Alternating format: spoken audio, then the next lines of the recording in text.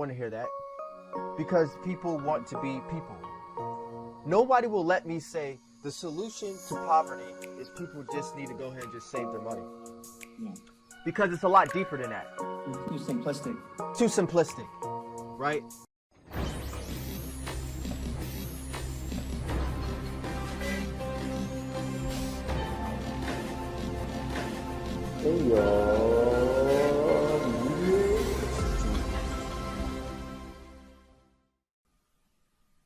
All right. We're good. We're recording live. You can go ahead and record, Root. 1, 2, and live. We're in there. Yeah, so we're back, money. This is episode, I think this is going to be 13 or 14. We'll see when I put it up. It'll just be a surprise for the listeners. But actually, it's kind of cool because organically, it's doing microscopic numbers without no promo. But when the promo starts coming in, it's gonna be retired. But anyways, I'll just get right into it. This is AR Media Institute. I'm Mr. Lindbrandt, and this is Raw Wilkes. So, in this episode, I don't know if you've listened to it, but there was, which is no secret, but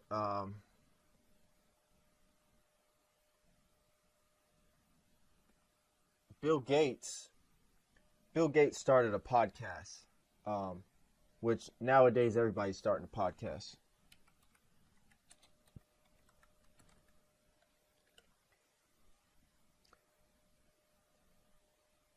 Everybody's obviously starting a podcast right now, but Bill Gates started a podcast. You can hear me. You can hear me, right, Money? Loud and clear.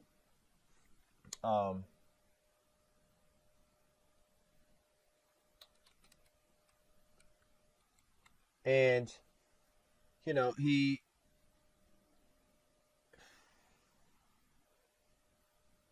it appears they actually took it down. But Bill Gates started a podcast, and this morning he said some controversial things on the podcast. Not that controversial, but enough for the media, to find something to target him on, like they do on most things. Mm-hmm. So one of the comments that was said is, Bill Gates compares people who are not wearing a mask during this COVID situation as like nudists. He said, I don't understand why people just won't wear a mask. What are they, like nudists? They get up in the morning, they don't put on their pants. And for me, obviously to me, that was a very stupid statement. It doesn't, because what it does is it actually goes to it's actually an alarming statement. Is it alarming for the fact that he's saying, oh, let's go around and hurt people? No, it's not alarming on that sense, but it's alarming, and it plays into the narrative of the problem that's going on right now. And the problem is that we're trying to create things that are not normal. We're trying to make them norms. And for him to say something like, oh, I don't understand why people don't wear a mask. What are they, like nudists? Like when you get up in the morning, you don't put your pants on before you go outside. So it bites into the narrative that if you don't wear a mask, it's not normal, right? And that's a huge problem. Forget about the COVID, the coronavirus situation. It's a problem because as we move along now towards the future, as things start getting progressive, things that were once normal are not allowed to be normal anymore. If you question wearing a mask, you're not normal. If you are in public and you're seen without a mask, people are looking at you weird. As if waking up in the morning and putting a mask on your face like you put on underwear is something that's supposed to be normal life. Like you get up in the morning, you put your clothing on, and you leave out of the house. And it's like now you got to put this mask over your face as if things are supposed to cover your mouth, right? You're supposed to have, it's like, this is how you're supposed to look, right? This is how you're supposed to look every day. And this is normal. Even if you're not of the Muslim religion, this is normal. This is what you're supposed, no. Nothing is supposed to be, it's normal to say that, okay, we're supposed to wear clothes, we're supposed to wear things over our private area. This has seemed more of a normal thing. Even caveman, they had things over their private areas. The face where I need to breathe, I need to smell, it's not something that's supposed to be covered. But moving along in society, they're making it as something that's supposed to be, it's supposed to be a norm for everyone. So, that's just to break the ice of what, so after I saw that in the headline for today, yesterday, I said, well, I like Bill Gates. I like Bill Gates. He's a friend of one of my idols, Warren Buffett. Bill Gates had not only been pivotal in the software computer industry, he's been pivotal in the business industry as well, especially investing. So I love Bill Gates from that sense.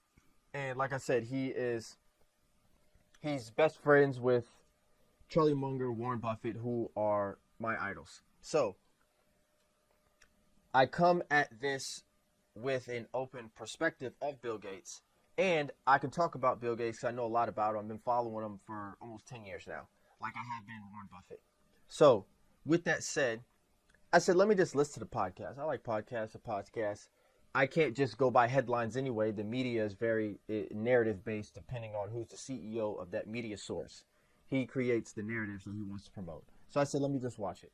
So the interview also had a guest speaker on it, Dr. Fauci, right? And then, it also had the interviewer her name's Rashida, I forget her name. She's not anybody, as far as I'm concerned, who's extremely well known. But she was kind of the Rashida Jones. She was the interviewer of the podcast. Okay, but in the podcast, another problem that I noticed is a lot of people. Okay, so she's an actress, she's a director, she's a writer, she's a producer. Yeah, okay. And that's who was interviewing her. So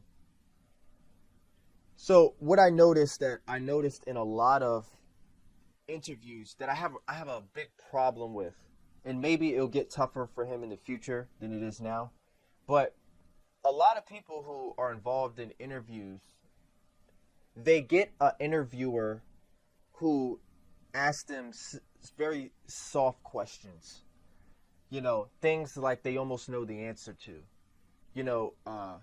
That's just like, somebody doing an interview with us saying, what's the first thing somebody should do when getting into business? Oh, they should save. I mean, what an easy answer. What's one small thing any novice person can do if they want to get involved in business? Well, first you need to get a job. You need to save. I mean, it's just so it's like they're asking him softball questions like that, right? That are very easy for him to answer, that don't benefit for any type of longevity. So as I'm listening to the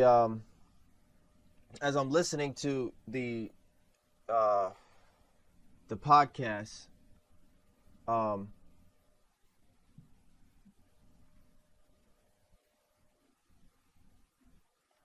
right. I noticed that. I noticed that.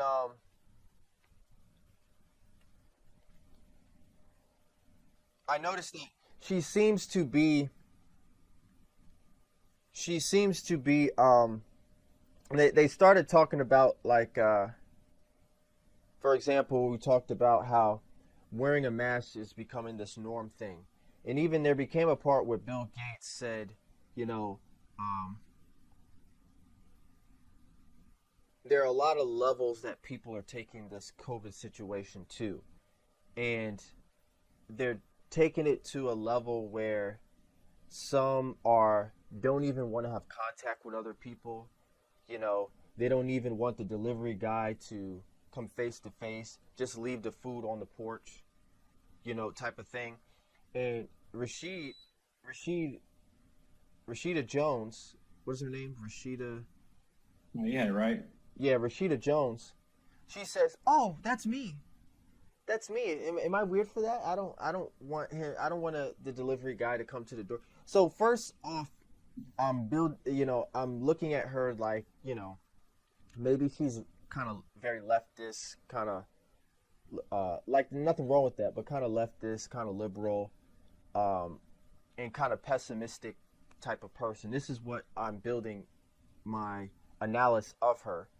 And as she's interviewing him, it seems like they have all of the same ideologies and narratives. So she actually admits in that situation that she is a pessimist. She's a pessimist. So why is that important? It's important because if you want to have a serious conversation about this pandemic, you can't just have everybody who's on that opinion, that spectrum of the situation, because you're not actually going to look at this in a full spectrum. If you have 10 people in a room and they all have the same perspective about an idea, you're only going to do 50% of what you could do, and you might even be 50% right and 50% wrong because everybody has the same idea. Nothing is being challenged. He's not being challenged in the interview. He's not being challenged in the podcast. Fauci gets on the interview. They have all the same ideas. I mean, they're basically stroking each other's ego in the whole. So it's like when I'm listening to this, I'm not learning anything. They're talking about things that are in the media all the time, right? And all they're doing is pushing mask. And they had a small conversation about the vaccine, right? So getting deeper into the podcast, there's this narrative that I don't like that is going around, and he even brought it up, that there's some type of statistical model that some scientist or researcher came up with that says if everyone just would have wore masks, we would have saved over 100,000 lives. So I to me that's a disgusting narrative, because what model did you create that actually concluded this number? First of all, the problem with models is that they're models, right? And we could do that with anything. I could watch a boxing match and say, well, if he just would have did this every time this opponent did this, he would have won the fight by a knockout instead of just winning the fight by a decision. It's Monday night quarterbacking. That's basically what it is. But when, from your perspective, right? So let's just go by this. In March, this thing really started hitting media super hard. Sports were canceled in March. At what point after that, let's say mid-March, right? At what point, in your opinion, after that, did you see people start wearing masks hard? Not probably until it had to have been in like summertime when there was like a second phase. It wasn't. I didn't see it instantly until, because it was still kind of brand new. I didn't really see it until summer. Till summer. So like what month? Oh, what month? Yeah. I feel like where it started getting hammered down, at least in Virginia, with the restrictions and the mandates. I felt like maybe June, July, and late June. Okay. From what I remember, I don't remember it like that because in July, I want to say in July, that's when they cut off the extra $1,000 for the unemployment. So, and that lasted for 3 months. So I want to say, from what I remember, once sports was canceled, because obviously, I bet on sports, so I was putting money in heavy. Once the sports was canceled, I would say 1 month of there not being true mandates of mask. And then right after that, it was like you couldn't go anywhere without people wearing masks. So I want to say like into April. End of April, everybody was wearing masks. After a month, of sports closing, people were wearing masks. I mean, I see what you're saying from a broader scale, because here in Virginia Beach, that's where in Virginia Beach, it was like, you guys were, if you just went in like, I have asthma, and people were like, okay, he has asthma, or if you wasn't wearing it, it was assumed you had a medical issue, and no one challenged it. Yeah. So that's why I'm saying to where it got to the point where it was, we don't care about that, you gotta have it on. Yeah. There was this thing where it's just assumed you had a medical issue, no one challenged you. Yeah, and I would definitely say we were seeing a difference from city to city because when you would come, we live 45 minutes, an hour apart, depending on traffic. When I went to your city, it's like they were still just kind of just, people were by bars, still hanging out, still doing their thing. Yeah. Then you would come to my city and you would see the plastic up, you would see the workers on the ground. So the city I was in was doing it probably a month or two before your city started getting heavy with it. Yeah, so we did see different levels of it. But from what I saw, so it's fair to say different cities were on different levels of this. But I want to say after sports canceled, I would say 2.5, 3 months after that, you couldn't go nowhere without people seeing a mask, right? Right. So if they're trying to say from day one, where sports canceled, everything canceled in March, from that point on, if everybody started wearing masks then, that would have saved over 100,000 lives, which is half. I have a hard time believing that. Because on top of that, what do we know? We know that like 92 to 94% of all the people who've passed away from this illness is elderly and or pre-existing conditions. And the CDC had an article that came out in which they took down because it was so controversial, that they said out of the 200 and some thousand people who've passed, less than 10,000 of them weren't either elderly and or had a pre-existing illness. And then once that hit the news, they took it down because people were getting upset. And that goes against the narrative. Yeah, it goes against the narrative. And you're upsetting people when you're not going to the narrative. Even now we know big tech and whatnot. If you putting out something that's against the narrative, they'll take it down. They don't even want you to talk. So that's one of the problems. Like, this model that they're showing, it's like, I have a hard time. One is disingenuous because it's too easy of a thing to say, and I don't know if it's even 100% accurate because we're finance people.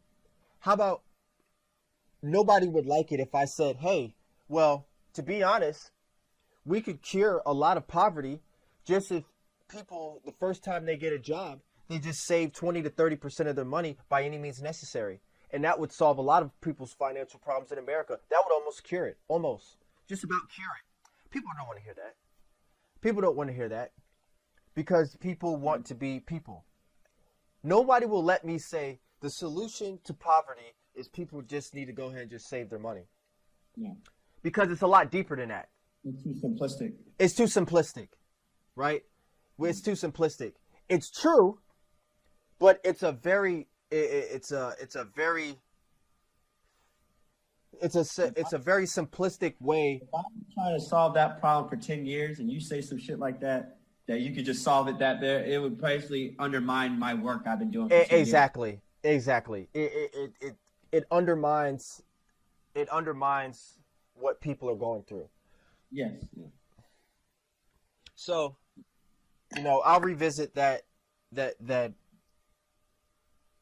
number, that point a little bit later.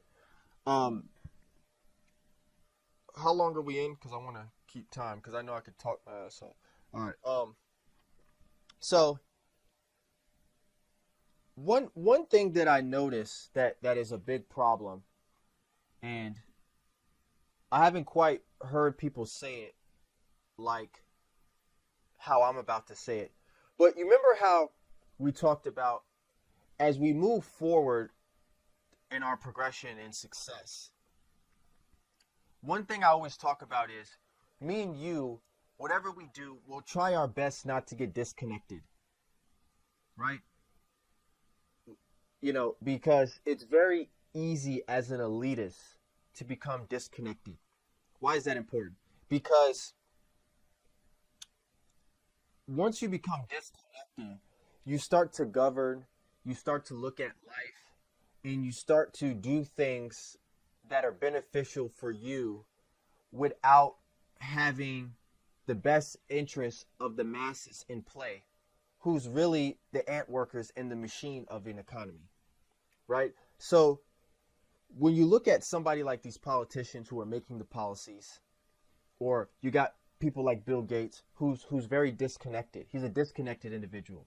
I remember when we saw him on the Ellen DeGeneres show, he has no idea what the prices are of things in the stores. And to his defense, when you get that high, you're not going to. When you get that high in income, you're just not going, because, you're not doing your own shopping. You're not in the store anymore. If you do go in the store, everybody's going to know who you are. So you live in a bubble. So for not only that, him as an individual who has put down his life from Microsoft as a software and computer developer, has shifted his life into his charity, the Gates Foundation. And he has done tremendous work with vaccines in Africa, for example, to cure specific diseases. I mean, he's actually stopped a couple of different diseases in Africa by like 80% just by giving medicine and vaccines. Because in Africa, for example, they have a lack of medicine. They don't have healthcare like how we do. And that right there cures a lot of disease in their country. So kudos for him for that. So I've already known for years that he is vital in this area, and that was his focus. I already know this. But with that said, he's not going to approach this pandemic just like a lot of doctors, a lot of nurses. They're not going to approach this as a minor thing. They're not going to see this as a minor thing, because they are in a category that is where they're having a field day. For example, if the stock market is going to boom tomorrow, 20, 30, 40%, for the next month, investors like us are just going to be talking up a storm. We're just going to be talking up, oh, this is great for the market, this, that, and the third. Meanwhile, people who don't have stocks are just going to be oblivious to it, right? And we're going to be talking about the market in a way that is making it seem bigger than it really is, because we're invested in it. So nurses, doctors, and medical people are so invested in this time because of the fact they're having a field day now. The whole world is hyper focused on this COVID situation. So you're not going to be able to tell them that, hey, this is not quite as serious. This is not quite as serious as you're making it. They're not going to let you say that because now they feel like the superheroes of the world right now. We're in the medical field. We're curing people. We're curing people of this. We're helping people. We are the gods right now. So now Bill Gates has somehow, back in the early days of creating Microsoft, he was on the leading the way for technology. He stepped down into the medical field, especially vaccines and medicine. Now he's back on the pivotal stage again by accident. I mean, because with technology, it was an accident. Nobody knew it would be as big as it is. Now he's back on the front stage. So he's not going to let you say something like this, who he puts 100% of his focus and time in, just kind of make it seem less as severe as it is. To him, he's dedicating his whole life to it. So it's going to seem way bigger than it is in his eyes. For example, even with us, like moving back to what I was saying earlier, if for us, we talk about money, business, finance almost every day. So we will never let somebody come to us and just say, oh, well, just money is just not important. It's just, who cares about money? It's just not important. It's just, no. We know that being smart with your money can put you in a situation where you can do almost anything you want in life. You can help your family. You can help disease. You can help people. You can create generational wealth. It puts you in a situation where you can do more than you ever imagined. So we'll never let somebody just say, oh, just money's not important. Who cares about saving money? None of that. It's just ridiculous. So long story short, he is in a position right now where he's hyper elitist and he's not going to let anybody say anything that's going to downplay the virus. Him and Dr. Fauci, and they're elitist individuals who are in bubbles, who are disconnected from modern people, right? So why is that important? It's important because he was even saying, Rashid even asked him a question of, how are you handling this COVID situation during this current time? And he answered by saying, well, actually, I'm kind of, I hate to be selfish, but I'm kind of enjoying it. Of course he is. He's enjoying it because he can go places now where nobody's at. He can wear his mask and people will not recognize him. He can drive around on the street without tinted windows in his car and not worry about people mobbing him. And now he can be more comfortable being in his elitist bubble like he's always been for the past 20, 30 years, 20, 40 years. So with that said, in a way, these people do not care about if we're shut down for months, 6 months, half a year, 2 years, 3 years, 4 years. These people don't really care. They don't care because they are in a elitist bubble and they feel like they are the superheroes of this time, doing something that's for the greater good, and people just need to man up and take and do whatever we tell them to do and get over it. Rashida Jones asked him and said, hey, well, what about the people who can't socialize as much as they used to? They can't go to the bar like they wanted, and people just like to be around crowds. And Bill Gates had a hard time answering that, like, well, what's the big deal? Who wants to go in crowded bars and stuff like that? There's no need to do that, kind of, sort of. Just go around your neighborhood or whatever. But so And she's trying to push the issues like life for people right now are different.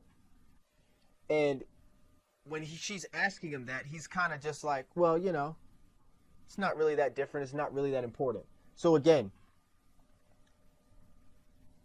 the mandates, the shutdowns, the wearing a mask over your face everywhere you go. I mean, just getting up, going to Walmart, going to the store, taking care of your business. There's a mask on your face. I mean, the mask has been giving me rash on my face, bumps on my face, all kind of crap. It's been doing it to everyone. You're wearing a mask all the time. Mandates shutting down. You can't see people. You can't go out to a restaurant. I mean, we've been to a restaurant twice in the past 8 months.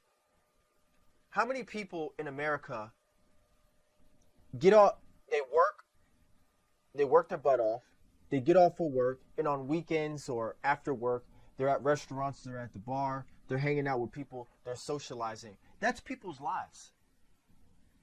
I would say probably 50% of people who are not engaged like these elitist people like Bill Gates or Fauci, engaged in their work 100% of the time.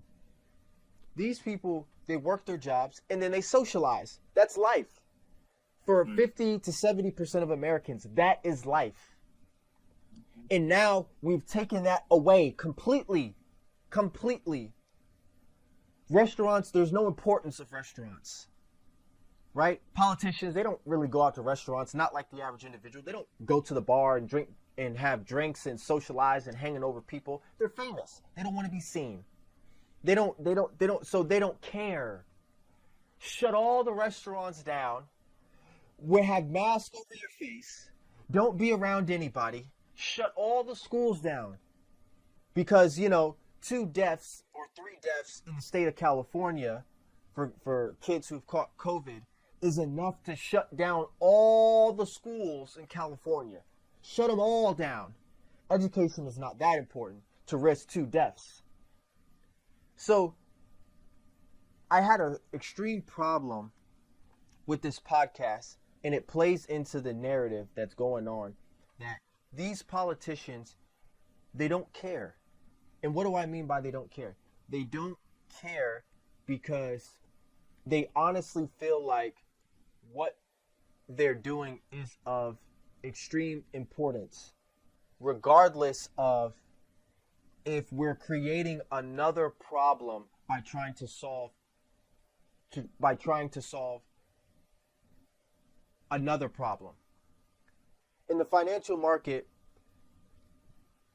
when it came to the CDOs, Wall Street bankers, insurance companies were trying to find out a way to increase the mortgage market, to help more people, to make more money.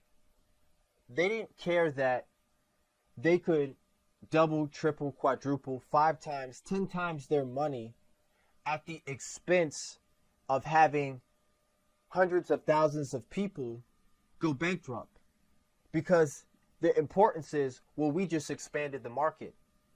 You can't destroy another market, another sector of people's lives while trying to be an arbiter or a good person or a superhero to save another, right? I can't be a part of a policy that causes violence to go up, that causes domestic violence to go up, that causes depression. I mean, I just saw on the news the other day, these parents were talking about how their kids got so depressed from not being able to hang out with friends, go to school, and socialize, that he committed suicide in the house. So, at the end of the day, that I saw from this interview, they don't care. And they don't care because they feel like they're being superheroes right now. They're being superheroes. And again, like to Wall Street, you couldn't tell these people that they weren't doing something good. They just created millions of dollars, billions of dollars. You can't tell them that what they did wasn't good, even if it financially killed other people in a result of that. Back to your point, if it's their field. If it's their field. Exactly. If it's their field. They'll have a field day.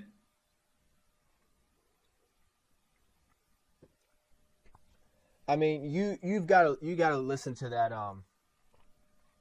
that podcast episode. I mean, it's Oh, no question. I'm gonna definitely check it out. and it just goes into the narrative. I mean, he said, he said, I'm actually, not to sound selfish, but I'm actually enjoying this a little bit. I mean, there's no traffic, there's no, I mean, of course he's enjoying it. You're an elitist. You don't socialize with people anyway. That doesn't seem depressing to you. It doesn't seem depressing to him because it's what he's always done. If anything, this benefits him more because he doesn't have to worry about seeing anybody now. So they don't get it. They don't get it. They get it maybe in a statistical way. Oh yeah, I see the numbers are going up here on the violence a little bit. The numbers are going up here. Yeah, but see, wearing your mask and social distancing, we're saving lives. How many lives are you saving with the mask? Honestly, you're saving lives. The only time's gonna tell the restrictions and the mandates they're putting on, shutting things out. Only time's gonna tell how much worse that's gonna do for the middle class and the lower income. It's gonna be a lot worse over time. It's only a matter of time that's gonna show that it's gonna be worse off. And they don't believe it will. They don't believe it will. Only time will tell. I mean, right now you can't tell, but the time's gonna tell that financially a lot of people are never gonna get out of this. I mean, it's just this is a trickle effect, man. It's a trickle down effect, and it doesn't, like you said, it doesn't affect the elitists. No, it doesn't affect them. It's gonna trickle down and affect the poor and the middle class people. Exactly, because when you ask 50%, 70% of people had to change their whole life because of this. And not the ones making the policies, though. Exactly. You know what I'm saying? Not the ones making the policy. Yeah. If you're Nancy Pelosi, you have the power to go to a salon and have them open up for you. And you just be the only customer. And you can just get your hair done regardless. Even if there's shutdowns. It doesn't affect them. It doesn't apply to them. So why not make a mandate? It doesn't apply to them. So this isn't a bash on Bill Gates because actually I like Bill Gates. But what this is this is an obvious implication that I can see the trees in the forest. I know that there are levels to things. For example, it's hard for a minority to be told that, hey, slavery is over. You have many opportunities now in life. That there are very, very minimal barriers for you to be successful. You can't tell a minority who is in poverty that. They're not trying to hear that, right? You can't tell, you can't tell somebody who is like Bill Gates, for example, who is now into vaccines in the medical industry. You can't tell him that, oh, this is not as big as you guys are making it to where people should just be locked in their homes and just shut everything down. You can't tell them that because they're in an elitist bubble that is, we are doing something that's for the greater good, regardless of what people believe. What was it that Fauci said the other day? He said something of the fact that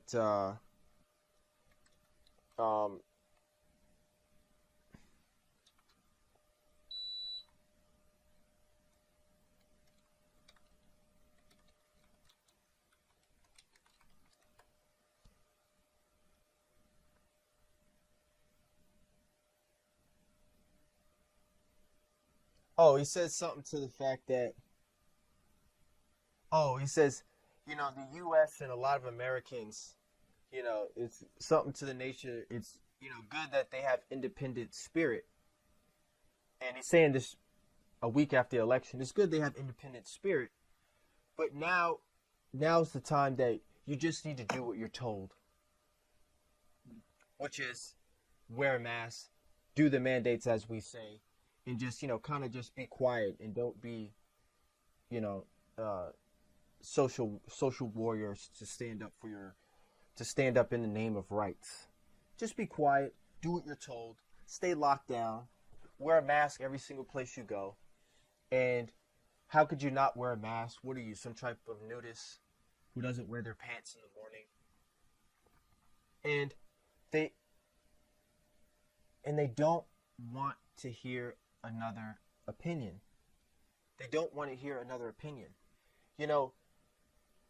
For those people who are very, I would say they're not dumb people, they are smart, but they're very biased to a specific side. And the way these healthcare providers, such as, because a lot of nurses and doctors, they're on the same narrative. They're on the same narrative. And they're on that narrative. They're on that narrative in a way that, to me, doesn't even seem pragmatic to what we are used to. And what do I mean by that? So obviously, being pragmatic is for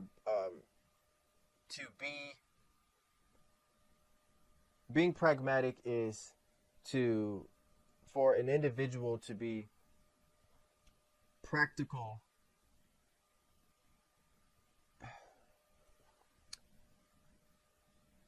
To be pragmatic is to not go. Let me see.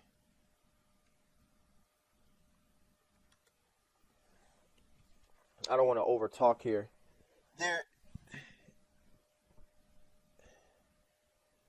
To be pragmatic is to do things in a way that is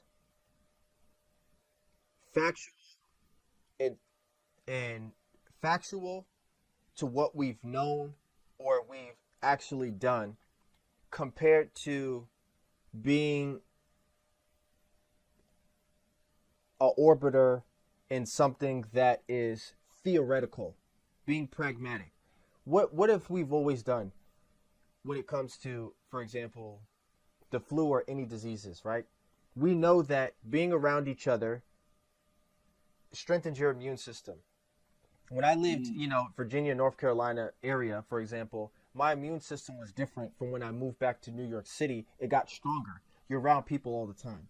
We know that your body creates antibodies. There's a doctor, Rhonda Patrick, who says that from her studies, people have 10 to 12 different antibodies in their body at one time fighting off diseases. We already know that. For example, when I was living in New York City, a lot of people in the winter months, flu virus months, people would actually already were wearing masks because they wanted to protect themselves. They didn't need mandates. We also know that getting vaccines, such as flu vaccines, whatnot, to protect yourself during these months are good for you. And then also, what do we know is that when you do get sick, we have medicine to help cure you. That is the pragmatic, practical ways that we've always done everything. Now we have stepped out of being pragmatic, and we have implemented things that we think will work theoretically, like just wear a mask all the time. That will stop over 50% of all the deaths. Really? I don't think so. We'll stay away from each other because that can transmit the disease. Yes, it can. But stay away from each other all the time, days and months and weeks. People are not hugging their family. They're not kissing their wife. Their kids are not going to school. What is that causing? What is that causing compared to just simply being around each other, strengthening your immune system, right? So we're not doing things that are pragmatic. You're saying wear a mask the same way that you put pants on in the morning, the same way you put underwear on in the morning, because if you're not, you're something like a nudist who just walks around naked. It's not pragmatic. It's a theory based on models, right? These models that you've created. Oh, we could save 100,000 lives if you just wear a mask. This is a model you've created of something that is theoretical. It's not traditional or practical to what we've already done. That is what pragmatics is. That is not pragmatic. We are scared. People are in fear. And these elitists in these medical areas don't want to be told nothing, and they're moving forward with arrogance. A lot of pressure. When have we ever done that? This is what I'm saying. Me, you, BMF, business, money, finance, experts, just about experts. I can't tell a person, just save your money and you won't be poor anymore. It's much deeper than that. Yeah, it's a lot. You can't tell people just stay away from each other and wear masks and the disease will go away. Of course it will. It won't go away in actuality, but we won't be spreading it anymore. So stay away from everybody. It's not pragmatic. No, it's not, man. It should be more, are you getting the proper exercise? Are you drinking enough water? Are you eating the proper foods, your nutrition, things of that? That's actually more important than just saying do X, Y, and Z and put a mask on, because it's actually at the cellular level, it's a lot deeper. Because obviously, if you have a good immune system and you're healthy, me and you could get COVID right now, we probably would have had no symptoms. I mean, think about how many people actually have the virus and don't show any symptoms because they're just healthy. Most people do not have symptoms. Yeah, that's what I was saying. Like, at the end of the day, and those people are the ones that, are the ones that should be, are the ones that are actively, technically, let's think of it this way, because I'm in the fire department, I understand, when it comes down to elderly people and sick people, the people that are really taking a hit from this are the active, healthy people. The people that are always calling 911 that have pre-existing conditions are not going out to the bar. They're not going out to the movie theaters. They're not doing anything as far as doing any type of social, exactly. Interaction. Exactly. It's the healthy people like you and I, the people that are active, the people that go to work every day. These are, things of that nature. We're the ones that are going to be walking around with no symptoms, and they're not having no effect with COVID at all. It's all the people that wasn't actively doing anything anyway. Exactly. They wasn't going to work. They're on Social Security, or they're in a nursing home. And I could go on and on for days, but those are people that are essentially, we're locking down things for people that have the problem, would never even be in those situations anyway. Exactly. Exactly. Point exactly. Elderly people just stay home anyway. They just stay home anyway and watch the news, because that's what elderly people do. Yeah, just stay home and watch the news. They don't. So we're doing all of this for people that you said are really almost unaffected. Yeah. Look at even the president. The president got it. Trump is a very healthy person. He's energetic. He gets up.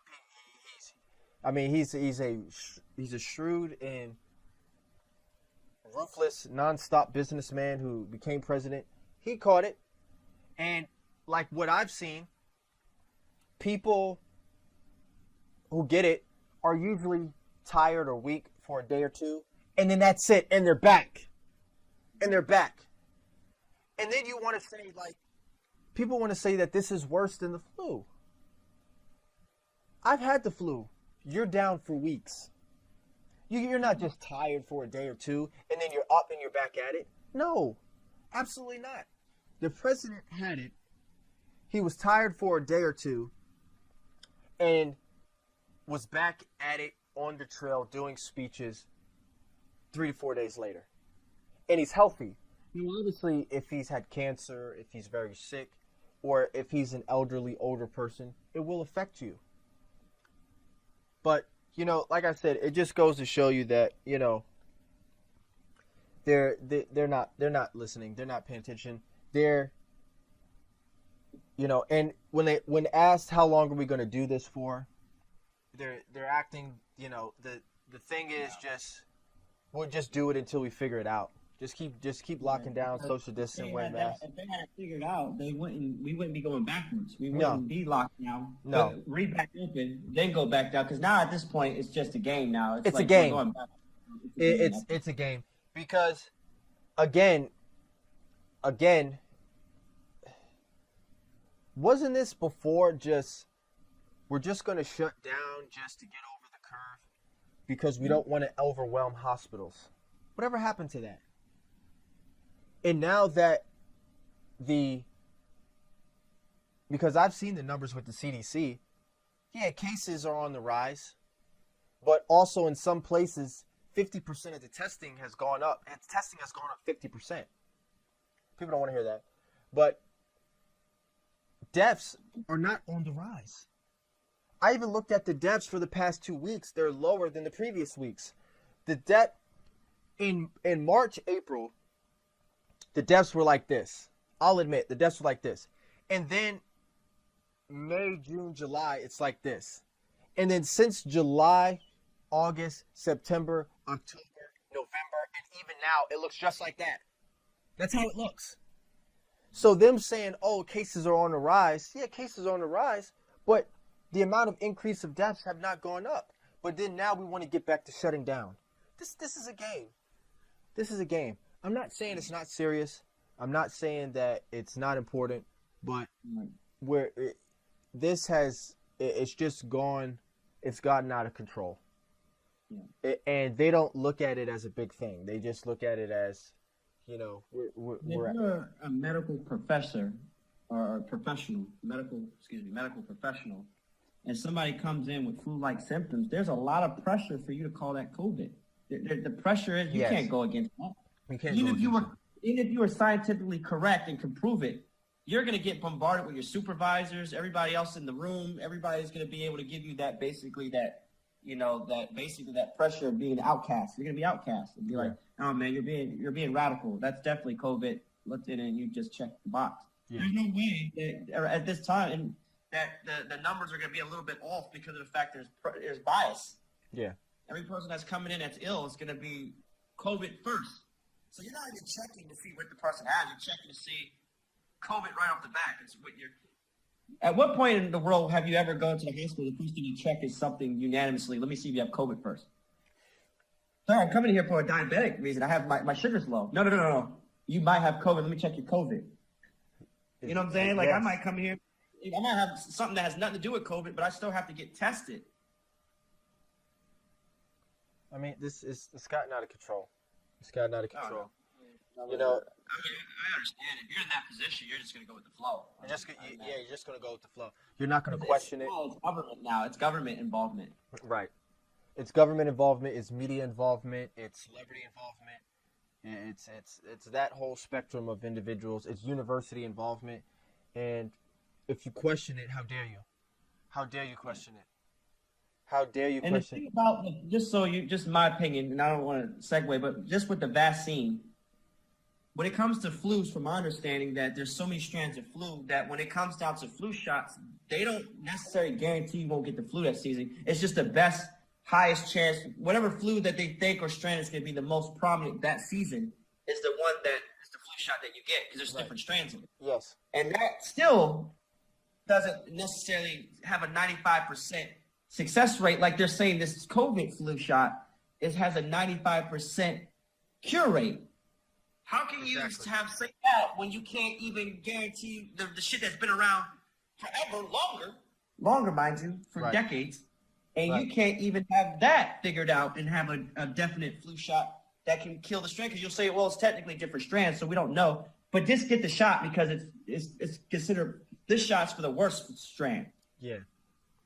But it's just like odd that we don't figure that out, but we have figured this out in a shorter period of time.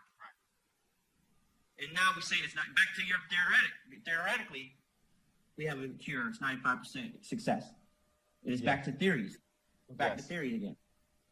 Because how can you say that that's better than what we've done in modern medicine for the last, you know what I'm saying, since we basically created a flu shot? Right. I mean, is that wrong to think like that? I mean, that would be off base? No. I mean,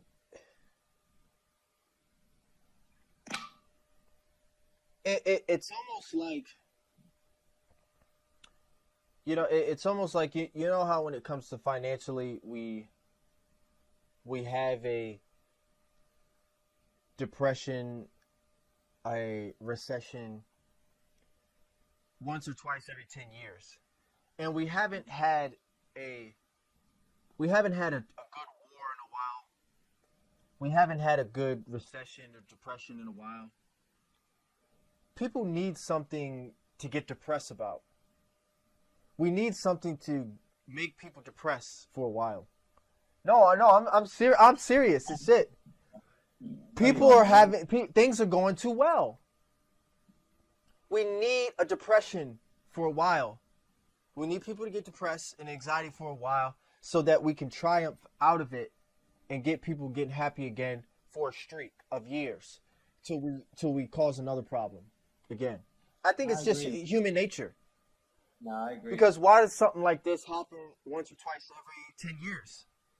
And we're long overdue. The market has been booming well over 10 years. Well over 10 years. 2008, was the crisis, right? So we needed another crisis.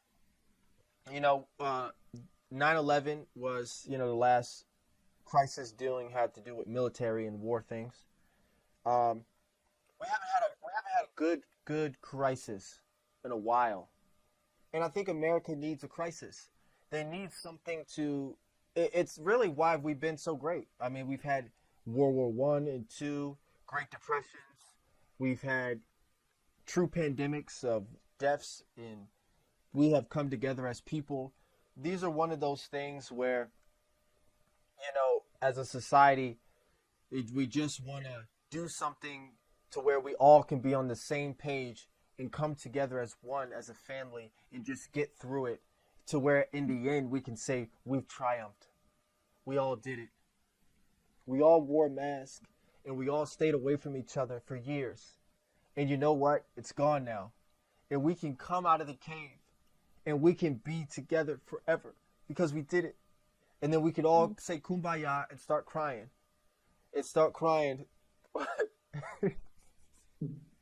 I mean, I'm making a little. Who's that black dude Jones who's crying like a little bitch on the goddamn? Yeah, Ben Jones. Yeah, Christ. You know what's funny though, man? You're a privileged country when we are doing so well that some of the things that we complain about and that we put a lot of emphasis tells us that we're super privileged. Oh, absolutely. I mean, just, for the record, for the people out there that have all these social issues and things like that, to even think about social issues is to have privilege. We're not talking about food. Yeah. We're not talking about shelter. Right. We're not talking about the essentials that a human needs to survive. Right. We're talking about other things. And when we're talking about these other things, you have to think that's because we're privileged. No, absolutely. Just to throw that out there. We're a privileged country. When people are like, oh, I want to move somewhere to another country. Bullshit. Yeah. We're privileged as hell over here. Yeah. No, we're super. It's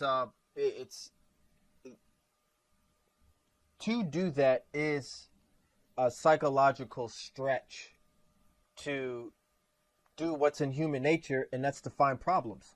I mean, even I wonder if it was said because I'm always reading things and always following what business people say and whatnot. I don't want to conflate different things that one business person or smart person has said from another, but I think it's Dale Carnegie who said that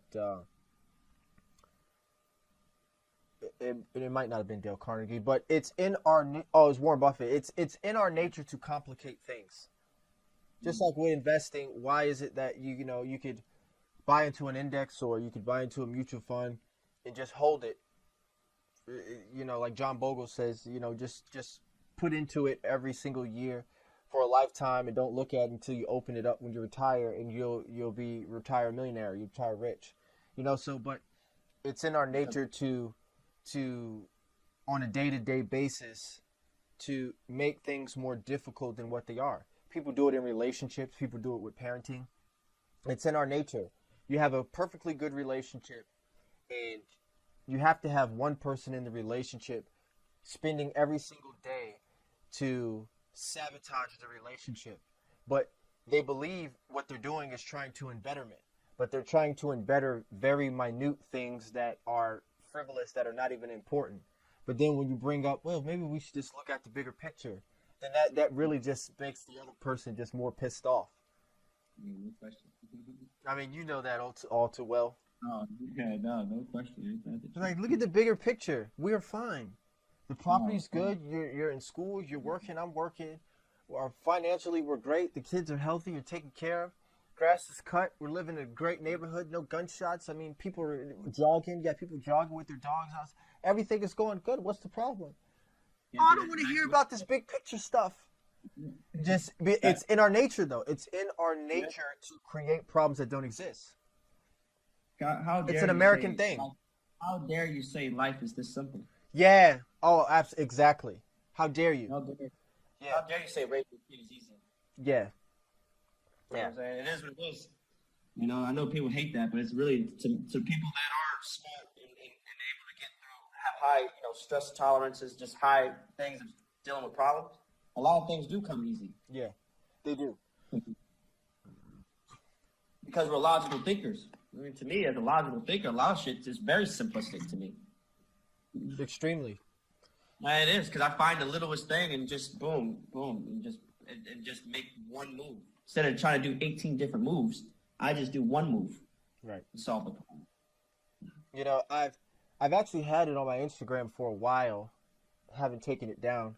I might change it soon because I'm remarketing myself. But the sentence I've had on my Instagram for like almost 10 years now is what Charlie Munger said. Take a simple idea and take it seriously. I've had that up there for 10 years on my Instagram. Yeah. To where I've had another podcaster who's seen my marketing email me and said, hey, I see your Instagram says take a simple idea and take it serious. What do you mean by that? And it's very simple. Take something that works, that is simple, that works, and focus on it as if your life depends on it. That's it. That's what investing is. That's what a relationship is. You know, it's what worry about making yourself better. The relationship will be better. That's it. Worry about bettering yourself, not the other person. Don't worry about bettering the other person. Just worry about bettering yourself. And if both people did that, the relationship would be perfect. It's simple. It's that simple. Don't tell me every day, you're not doing this, you're not doing that, you're not doing this, you're not doing that. You just worry about being the best person you can be. And hopefully your partner, both of you, just focus on that. The relationship naturally will be effortless. What does Charlie Munger always says? To get what you want, you have to deserve what you want. And if everybody actually had that ideology or that sentiment, we wouldn't have problems with relationships. We wouldn't have problems as friendships or business partners or everything. If everybody, to get what they want, you have to deserve. You have to deserve. You know, because to deserve what you want, you got to put in the work, or you have to, do the things that are necessary. That's right and fair. To get what you want, you got to deserve what you want. Everybody always want things they can't have. Right. They don't deserve it. Yeah. I mean, just to be straight to the point. My beautiful New York City. It came out in the news the other day, right? As a percentage, guess how many restaurants in New York City are now? Remember, the stat was, and I might not be exact with the stat, but something of the fact that you could go to a new restaurant every single day for a lifetime and never go to all the restaurants in New York City. And as a percentage, guess how many restaurants are on the brink of failing forever, collapsing? They're on the financial brink of peril. Guess what percentage? It better not be over 50%. Is it over 50%? 90%. Get out of here, bro. That's crazy. 90%? 90. That's small business is like majority of the economy in New York City because they don't have big Walmarts. That is everything in New York City. Yes, because they don't even Everything. allow you to monopolize. You don't have monopolies in fucking New York City. It's all small shit because y'all don't have grocery stores like that. Big We ass chain. we Stores. have Not like monopolies. Walmart. We have monopolies, but they don't monopolize. If that makes No. sense. You don't have your Walmart. No, they're not allowed. But Yeah. you have like big companies, but they don't monopolize. Do you understand that? Like in Manhattan, for example, you have big companies that have storefronts, but they don't make profit. They don't make big profit because of the real estate cost. So they're just there to advertise their name. Right. You figure that's all that you understand because the competition is so high, the expenses are so high. Companies just put their store there just to advertise that their store is in the biggest city. They don't make lots of profit because the cost is so expensive. So they don't monopolize. Because I know just in general, visiting my cousin, every time I went to the grocery store, it was never a name brand. It was never a main chain grocery store. Right. That's what I was saying. Like, it was always. You got like Town, Food Bazaar. Yeah, Like some you don't bullshit. see that anywhere else. Where else do you see that in the country? Yeah, anywhere else you go to a big grocery. Hey, where's the nearest? You know what I'm saying? Food line, Kroger's, Right. something like that. Harris Teeter. None of that. None of that. Yeah, there's none of that. Not in New York. There's always it's. CVS or something like that, or you don't see You those. have to go, everybody has their grocery corner on the block. Right. That everybody goes. Bodegas. Yeah. Exactly.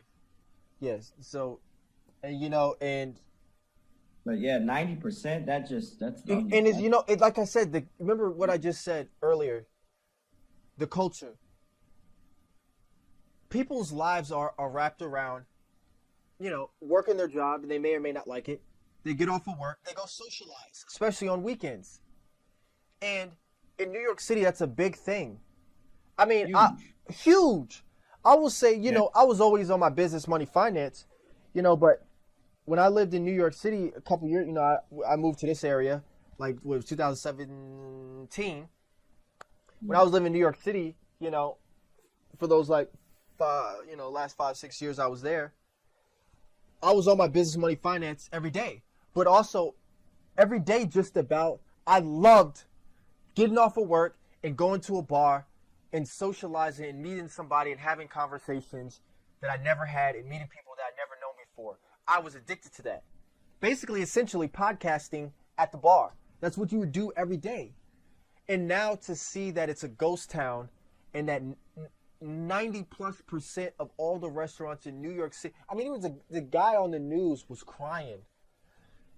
Italian guy, big, strong Italian guy, tough guy, on the news crying, saying I have 3 restaurants and I'm gonna lose them all. Wow. Man. And this is New York City, This so New you're York talking City. about the Exactly. Get to that. That's a lot, blood, sweat, and tears to get that 3 restaurants in New York. Yeah, 8 blood, sweat, and tears there. 100%. Yeah. So if there's 90% of loss, think about all the employment and people that are out of work. It's got to be. I mean, obviously there's probably not employees. There's so many places in New York where how's the unemployment work in New York City? Oh, I mean, they're probably pouring money out to people. I mean, they're probably just pouring. Can't be no $600 a month type shit. It's got to be a lot higher. Oh, they're probably poor. People, to be honest, the businesses are suffering, but the people are probably, it's a come up. It's probably a come up. I know, ain't that something? That is definitely something. So sad what they've done to my beautiful city. Oh no, so sad. So sad what they've done to my city. Yeah. And it's like, what does this hold for the future? Like, I was having a conversation with, my buddy Jones, who works with me or whatever. Like, I see a change of the guard coming, because things like this happen all the time. Like, when you go from 8-track disc to tapes, you go to tapes to CDs, you go to cable networks to now everything's internet and streaming. I mean, there's going to be a change of the guard, and this won't be a change of the guard that have to do with machinery, like horses to cars or something like that, or different forms of technology. This is a change of the guard from being a socially active society to now being a virtually active society. That's what it seems like we're going. Yeah. We don't hang out in groups. We don't go to the bars to hang out. We don't socialize like that. We get on live Zooms with groups of 50 people, and we talk in groups like that, and we do things like that. In the podcast, Rashida Jones was talking to Gates. Do you go to do you go to your have you been doing these Zoom basically I forgot the name, but do you go to these Zoom wine drinkings? So these elitist people, they get in groups on Zoom where they're socializing and they're all drinking wine virtually. And I'm like, what are we turning into? What are we turning into? What is this? What is this? What is this? It's like we're going into Ready Player One. We are moving into Ready Player One. Did you see that movie? I have not. Oh, I've man. heard of it. People are no longer people live in their houses, which are basically all like trailers. Everybody lives in like a trailer in modern day America. And the way people get plugged in, they get plugged into a virtual system from their house.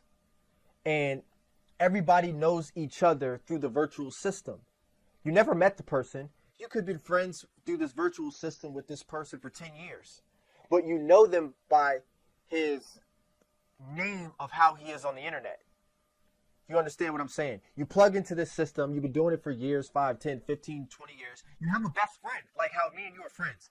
But we never met. We just know each other as best friends on this system. Because that's how people connect now. Through this game, through this system that's online. And we don't ever meet. So it's like now, and you have an avatar. So I don't see you as you. I see you as the avatar you created. So it's like when I finally do meet you, it's like, who the fuck? Like, who are you? I don't. Digital friendship is never going to replace organic face-to-face. It'll never. It'll never. Yeah. I mean, because at the end of the day, we have to deal with people no matter what. We have to do it face-to-face, or we won't be able to procreate. We won't be able to procreate and have any type of stability. I mean, because I can just cut you off right now. I mean, I don't have to deal. We don't have to deal with real problems. So let's say you do have a problem. I can just cut you off right now. But if you were face to face, I might be scared to just tell you to just walk away and just turn you off. No, absolutely, absolutely. More so with the digitally, I can just hit this exit button and I'm like, all right, I'm done with him. Let me get a new avatar. It not only that, it's already happening because people are doing it on social medias. People are doing it with dating. I remember noticing before social media when it was just where the only social media we had was MySpace. I remember people were still like, when it came to dating, for example, people were willing to go through hard times when it comes to dating. Like, I'm not just gonna dismiss you because you're not answering my calls or because I can find somebody else, or people would go through tough times. But now it's kind of like when it comes to dating, if they do one thing that I don't really like or care for, who cares? I can just find somebody else through some online dating app. People are not willing to go through hard times. Very, very dismissive. Very dismissive. I mean, because before you had to work to get somebody's number, to talk, to text, to meet them. You had to work. So it's like you would stay in contact with that person for long periods of time, even if things weren't going perfectly. But now it's like, if it's not perfect, you just dismiss them. Find somebody else. So moving forward, it's like, what are we going into? Because now, even with the social media and everything, people are coming very socially sensitive and socially weak. You say one thing that somebody's offended, how dare you? Let's dox this person, or let's cancel this person, or let's call this person. Name calling is a big thing now. You're a racist, you're a bigot, you're this. Like, if you don't like somebody, the thing now is to find the worst possible name you could think of and call them this name, right? You've never done anything racist, but if I don't like your opinion, you're a racist now. It's a common thing. The word racist, it actually dilutes it to the real racist. It dilutes it. Right, exactly. Like it's almost like a common word now. Oh, that person's a racist. Oh, okay, so it doesn't really mean nothing. When I hear it now, it doesn't even really. I actually laugh when somebody says it. I don't even really hear. I don't even see it as a racist anymore. Yeah, to me, it's just like, oh, okay, well, you don't like that person. I don't like you. Yeah, you just don't like I just don't like you. That's all. Yeah, it's like the word has no true value anymore. You know, it's thrown around so loosely that it ruins it. Right. It has no intrinsic value. It just means I don't like you. Oh, look at that person. He's a bigot. Okay, so you don't like them. Oh, that person's a racist. Okay, you don't like him. Oh, that person is he's Indian, but because he's standing up for certain things politically, he's a white supremacist. But wait a minute, he's Jewish. No, but he's a white supremacist. It's Isn't that funny, man? What the? It's like back to what you were saying earlier when a person has people around them that just has the same thought process, same everything, and not being challenged. Yes. That's why I like being challenged. Challenge my thought process, but I'm open to it. So you have to be open to being challenged. You do. So that way you don't dismiss people like that. Because the second they get challenged, they're actually you might as well just say they live in a cult.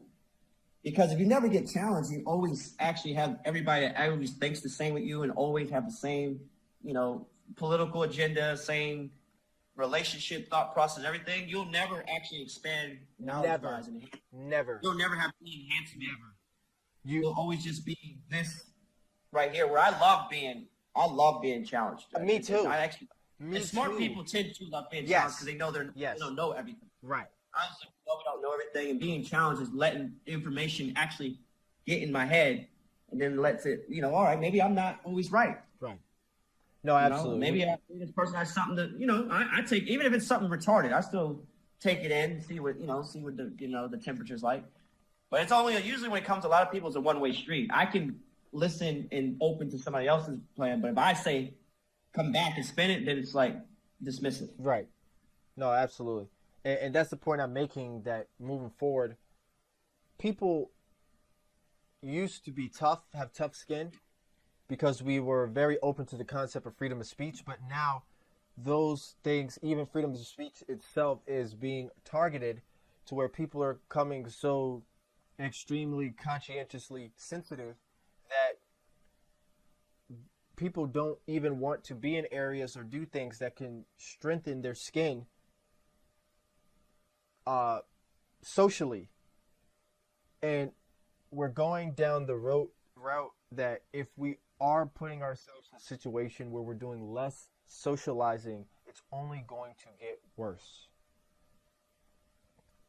Because we'll live in a bubble. You can associate yourself with groups who only think like you, who will never challenge your thought, to where if they say something that you don't like, you can block them, you can ban them. Twitter or Instagram or all these social media texts, they will even engage in this culture of fact-checking you with biased sources, their sources, that are not even sources, they're just media outlets that they align with. They're not even like fact checker, like this thing fact checker now. And then you click it on what they're fact checking and the source that it comes from some biased media source. And it's like, what is this? You see Canada's always got that fact check Zerg. Oh yeah, she's so yeah. It's not called fact check Zuck. Yeah, because she's in a litigation battle with them because you're right. You're right. Freedom of speech is no one minds it until it's against their narrative. Right. So you can't have freedom of speech, but when I say it, and my peers agree with it, I can say it all day long. Right. I can say whatever I want to say with no repercussion, but the second you post some stuff that might be against mine, all of a sudden now I'm flagging it, I'm blocking it. Right. It's actually, they should take away that Instagram flag and that Facebook block and all that Twitter block. They should take away with it because it's actually, people do it frivolously. It's not even with substance. No. It's just, you just can flag, because you can flag anybody's posts or flag anything just off of randomness. You can just flag it. It's so bad. It's so bad. It actually should, they really should get rid of that shit, actually. all of it. Well, you can't do that because whatever you post should just be able to just take it opinions. Because if you're gonna go all on an open market and post your ideologies and stuff, and somebody says something you don't like, you shouldn't be able to remove it or flag it. Yeah, because it doesn't make any sense. It's like that's why I've always said to people, like that was always my problem with social media, and that's why we stayed off of it for long periods of time, because we knew it's not authentic. People aren't authentic. They don't even say things that they usually say. You can market yourself in a way that you're not actually are. You know, it's not. It's a facade of what you are, what's actually going on. So good word. So it's like when it comes to, for example, when people say or tweet things out, it's like, why is it censored? Because in real life, you can't censor me. Like, if I go to the bar and speak to somebody and we're talking about something, you can't censor me. You can't censor me. I can say whatever I want. But now if I'm me online through a profile or an ID I created, I'm not allowed to be me anymore. Because what I say is allowed to be blocked or censored or shadow banned. I'm no longer allowed to say what I want anymore if it's on a digital platform. In real life, I'm allowed to say whatever I want to say. Nobody's going to do nothing. But now, if I'm being me in a technology space, I'm no longer allowed to be me. Yeah, something. I mean, yeah, there's plenty of examples. I mean, shit. I remember just a couple years ago, the freaking Instagram banned Minister Farrakhan just for him talking the way he talks, you know, and saying that he had a lot of hate speech. And he's just, you know, there was nothing violent about what he was saying. And it's funny, his shit got banned. Yeah, see what I'm saying? All these new terms and stuff, hate speech and all. Hate speech. Yeah, I was like, where did the hate speech come from? And then you got to define hate speech, because when you watch certain people that are claimed to have hate speech, you're like, really, that's hate speech? Like, where's the definitive definition of hate speech? Hate speech is it's subjective, because hate speech could be anything. Because if my understanding, hate speech is anything that somebody could find hateful. That's subjective. Yeah, so that means, I agree. It's like, how do you? I could say, I think Christianity is the best religion.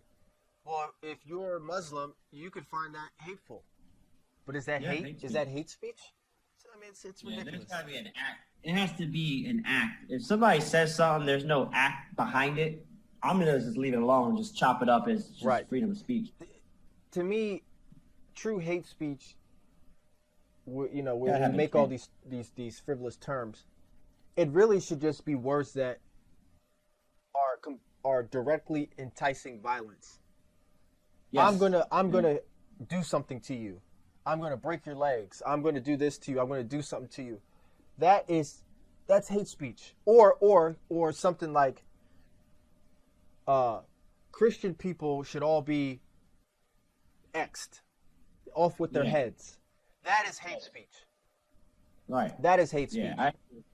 But because you disagree with me, now this is labeled as hate speech. It's like, come on, man. Start hitting Joe Biden. Come on, man. Yeah, come on, man.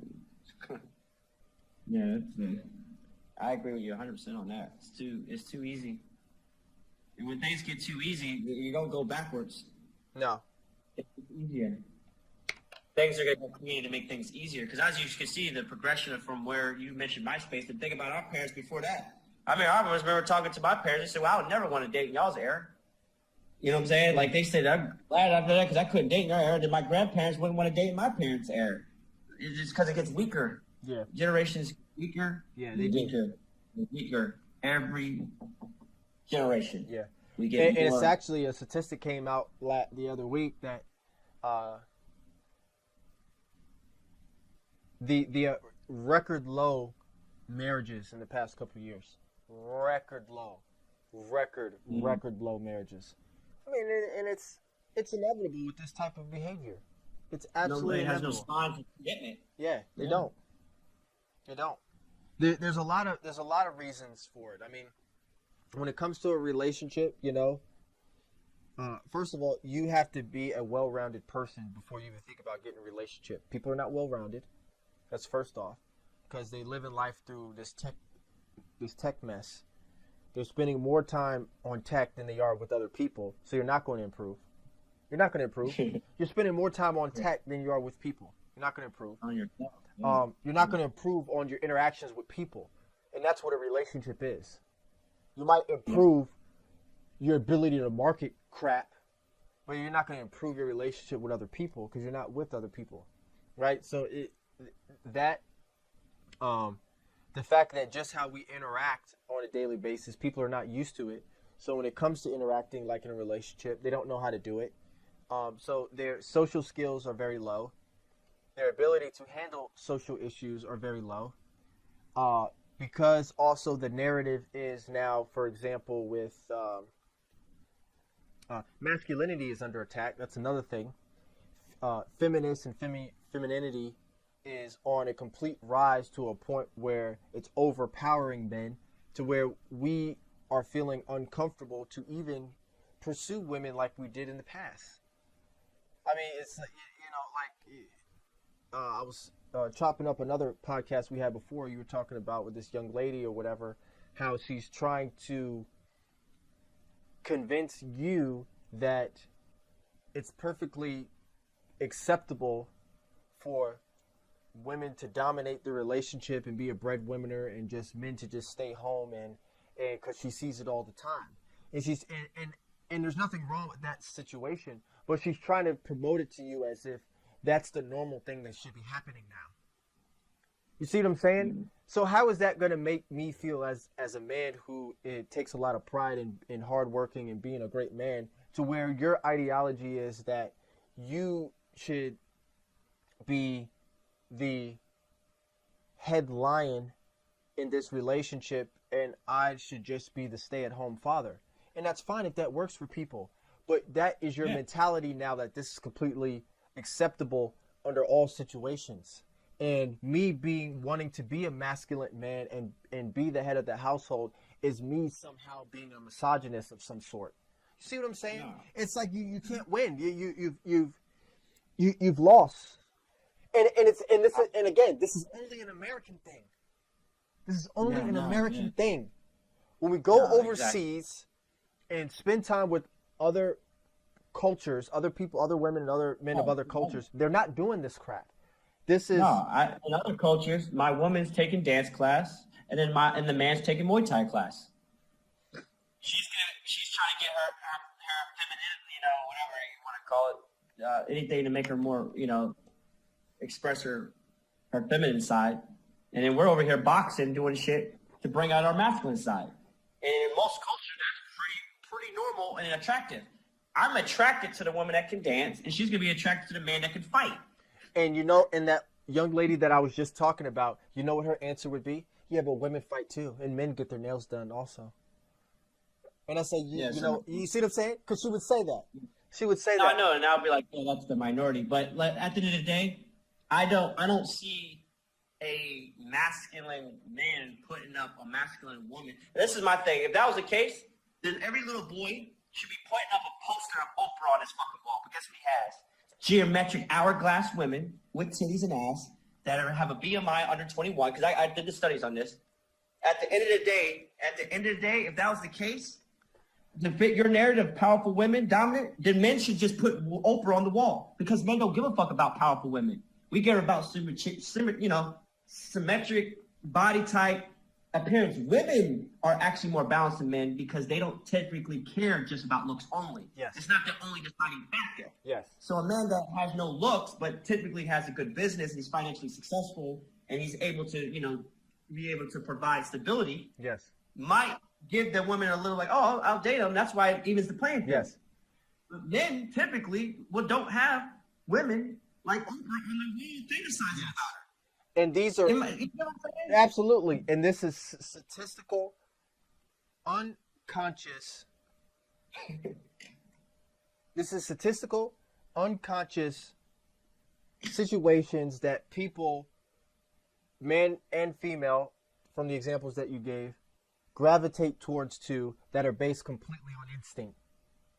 Instinct Has nothing to do with conscientious thought. This is done instinctively with no thought.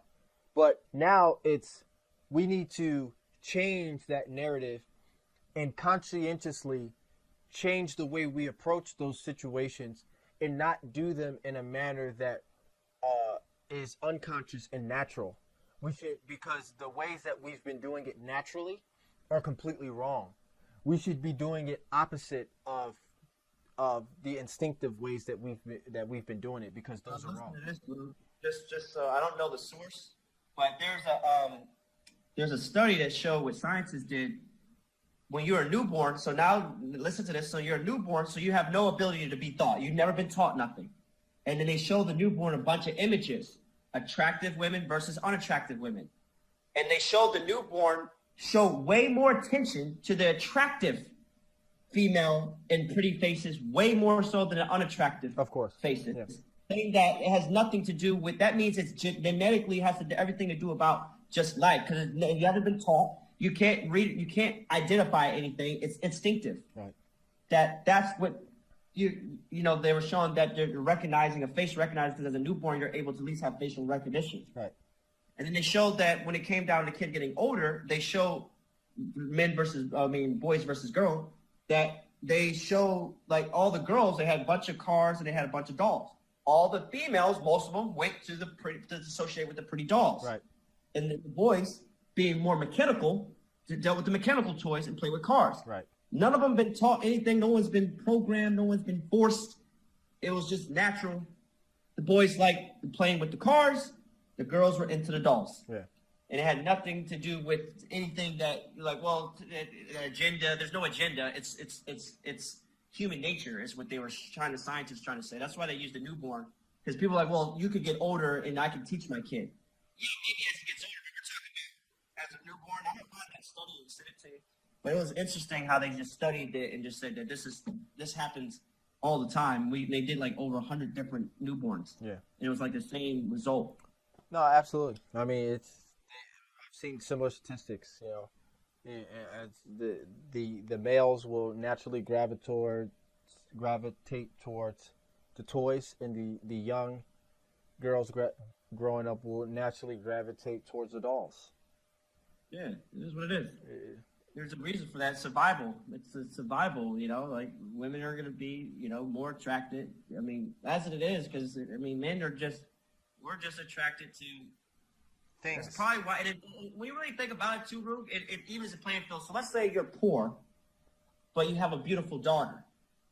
She has a good opportunity to meet a high-class male that's financially successful to actually help that family that's in poverty have a leg up.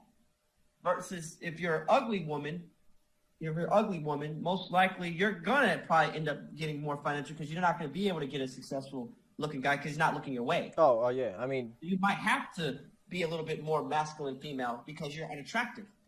I mean, but a lot of attractive women, typically it evens it out, because if you're an unattractive male and you're rich, you're gonna be able to mate with the attractive women that's not rich. But if you're a poor male and you're attractive, you still might be able to get that attractive female, but it doesn't reverse where the unattractive woman is able to just get the very attractive male. No, I mean it absolutely is.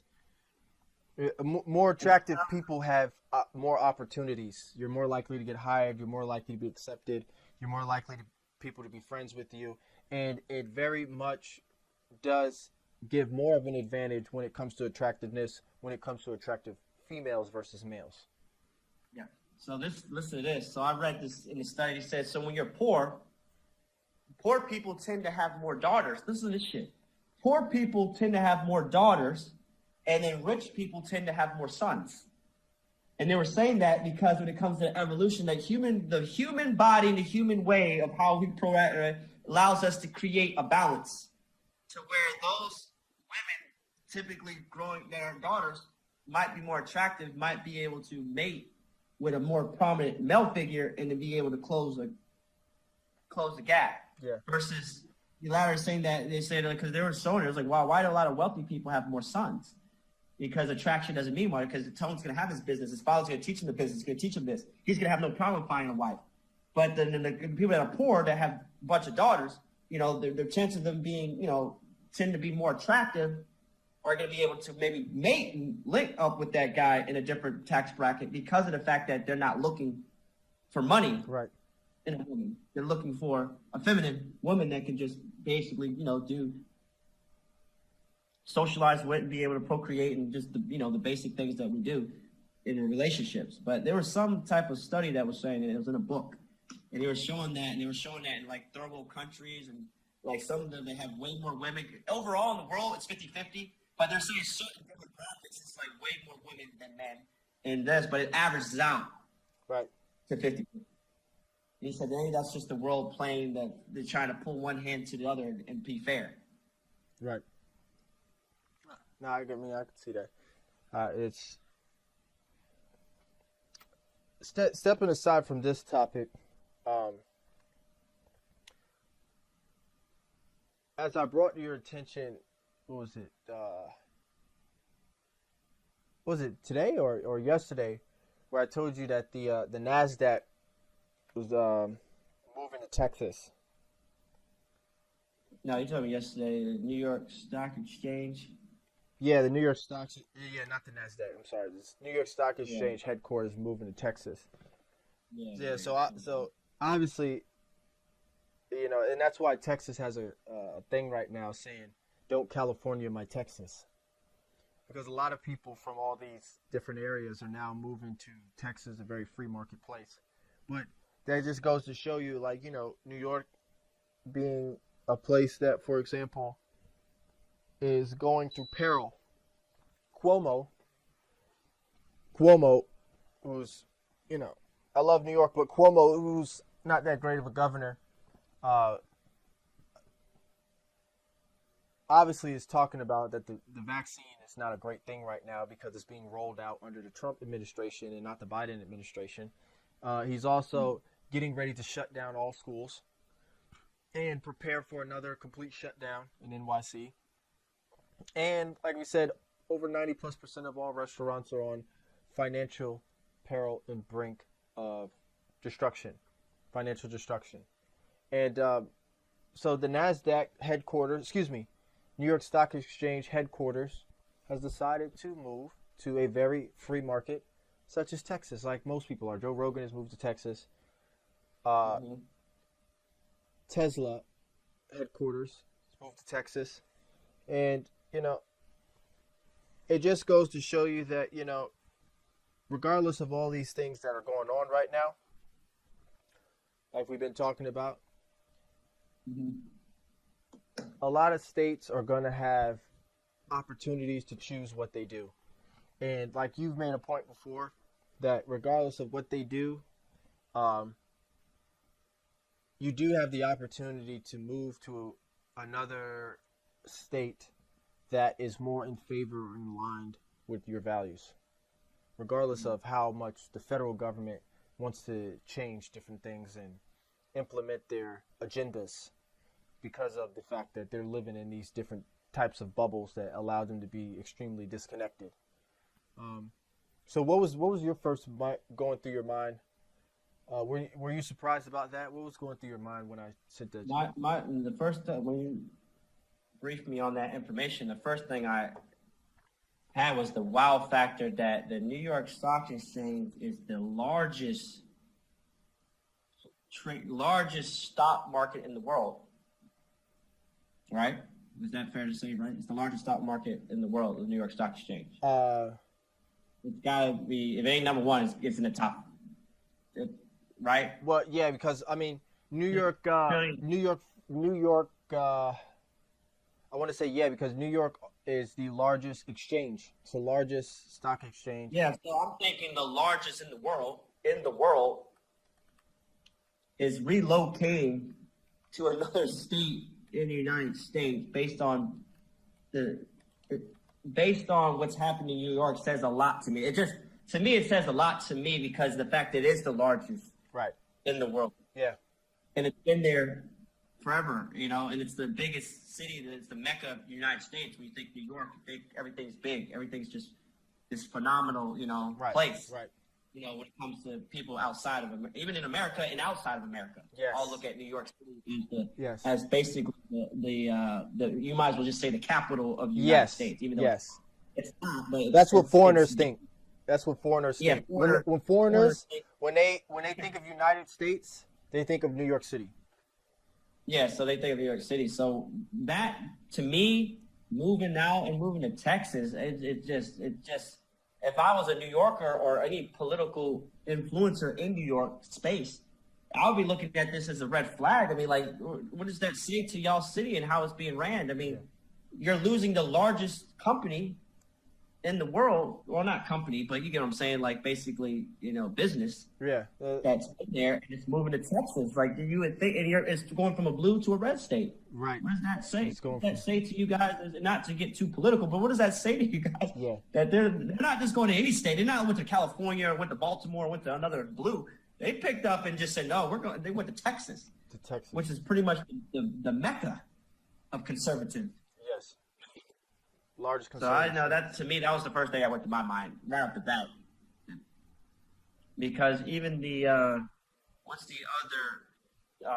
So you got New York Stock Exchange. What's the second one in America? The other.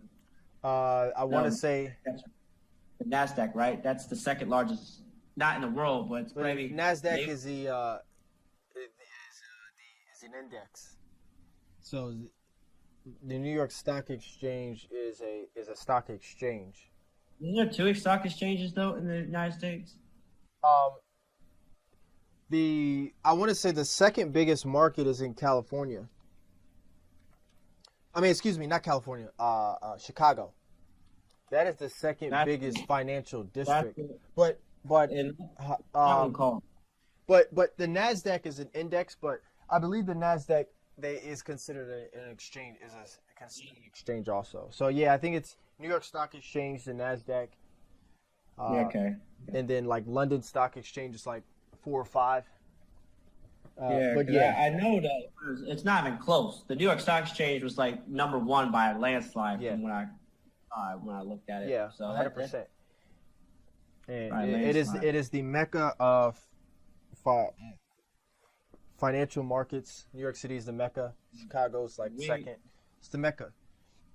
Yeah, so that's why when we have any type of financial depression, it's global. Yeah.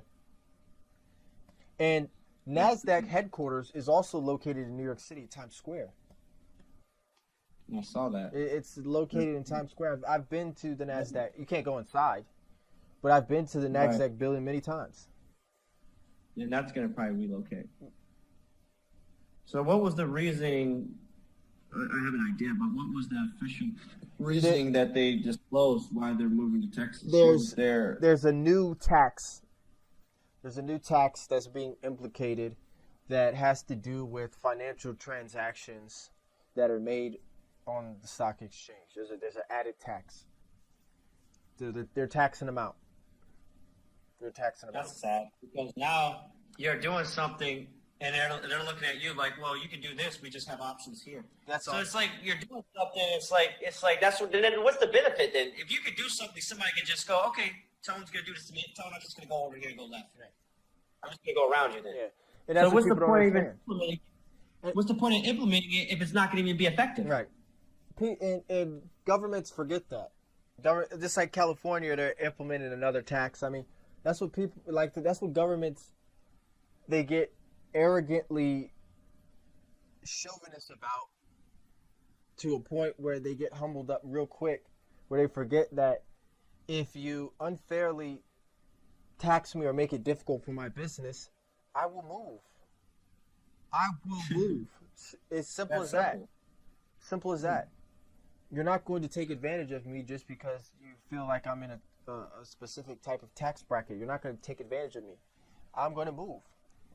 So you're now proposing something to get more tax revenue, but essentially it's actually And you're going to actually, for the next fiscal year, get less tax revenue. That is exactly what happens. That's exactly what happens. Mm. That's why a lot of That's people not- are leaving California. Leaving. Oh yeah, I don't blame you. I'm not trying to pay on a. I mean, you hear about people, because I look on, real estate everywhere, and I see like in California, people's property tax for just a small lot of land. Not even, you might as well even call it land. It's like basically like a 10 by 10, and it's like 6,000, 5,000 a year. Mm-hmm. In some cases even 14, 15,000, that's like basically over $1,000 a month just in property tax. Yeah. In some cases, for just your regular home, not even your big, like out here where that would be like a mansion. And it's like, I don't mind paying property tax. I understand property tax. It comes in with paying for services, a lot of HR, roads, schools, things of that nature. But at least you want to see your tax dollars going where it's going, where somewhere it's actually has utility. Yeah. Absolutely. I feel like if I was living in New York City, I would feel like my taxes have no utility. I wouldn't feel like I'm seeing it. Where it's like, okay, we're spending a lot of taxes. Where's it going? That is the biggest problem that individuals feel when it comes to taxes, is that they want to, especially, nobody has a problem paying for taxes if they feel like it's going to good use. The problem is, right.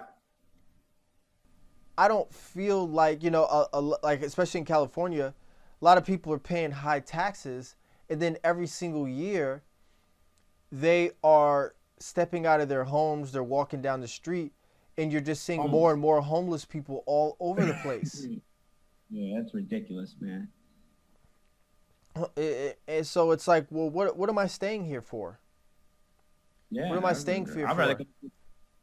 I mean, you use that example, then you go to a place that has lower taxes, and then you have more amenities. How does that make sense? So now I go to a place that has lower taxes, less homeless people, more rec centers, more parks, more things of that nature, and yet the quality of life is high. Right. Yeah. But yet our tax rate is low as shit. How does that make sense? Yeah.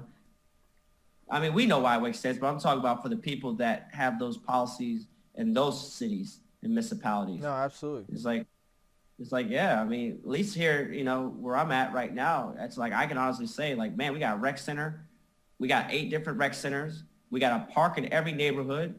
We have a bunch of free, every month or so, there's like a free festival or something like that goes around the city. There's city events, things of that nature, all the time, to the point where at least you feel like, all right, maybe we are paying a little bit. Maybe they're increasing the tax, but like, well, at least we know it's going to things that are actually have use as far as social. Right.